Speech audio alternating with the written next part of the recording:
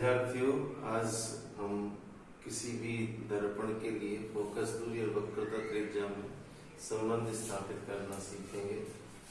ये उदाहरण के तौर पर अवतल दर्पण है।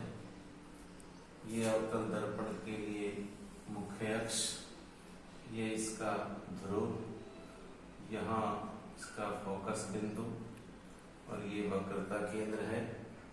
जैसा कि हम जानते हैं, मुख्य अक्ष के समांतर जो आने वाली किरण है MP, ये दर्पण से परावर्तन के पश्चात फोकस से गुजरती है।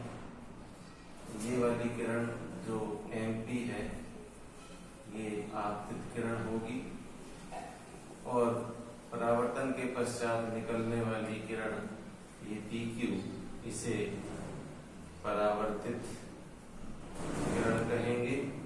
यदि बिंदु P को वक्रता केंद्र से मिला दिया जाए तो ये मिलाने वाली जो रेखा है ये बिंदु P पर अभिलंब का कार्य करेगी। और जैसा हम जानते हैं, आपतित किरण का अभिलंब से बनने वाला कोण आपतन कोण I कहलाता है और परावर्तित किरण का अभिलंब से बनने वाला कोण परावर्तन कोण R कहलाता है। और परावर्तन के नियम से हम जानते हैं, परावर्तन के नियम से हमें मालूम है कोण I बराबर कोण R होता है। और एक बात और इस चित्र में स्पष्ट है, ये MP और ये जो अक्ष है ये दोनों परस्पर समांतर हैं। ये तिर्यक रेखा इनको काट रही है, तो ये वाला कोण I और ये कोण जो है MPCF, ये एकांतर कोण होंगे और आपस में बराबर होंगे, यानी कोण I बराबर होगा कोण PCF। इसका कारण है ये एकांतर कोण है। इस आधार पर समीकरण 1 और 2 से कोण जो R है, जिसे त्रिभुज के नाम से अगर लिखें तो इसे कह सकते हैं कोण CPF, ये इक्वल होगा एंगल PCF के।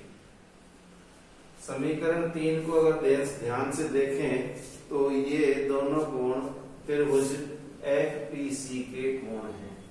त्रिभुज FPC में दो कोण बराबर है और जिस भी त्रिभुज में दो कोण बराबर हो वो समद्विबाहु त्रिभुज होता है।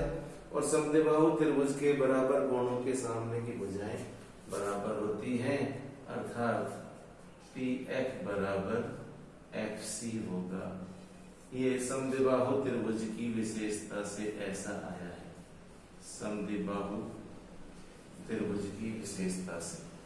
अब यदि बिंदु P, यदि P बिंदु F के निकट हो, F के निकट हो, तब जो PF दूरी है वो लगभग बराबर होगी OF के।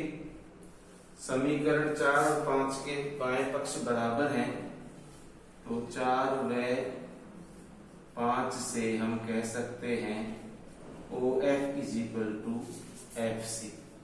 और ये जो OF का FC के इक्वल होना ये बताता है कि F OC का मध्य बिंदु होगा। और अगर ये मध्य बिंदु है तो हम कह सकते हैं OF जो है वो OC का आधा होगा। ये जो डिस्टेंस है, टोटल डिस्टेंस की हाफ होगी।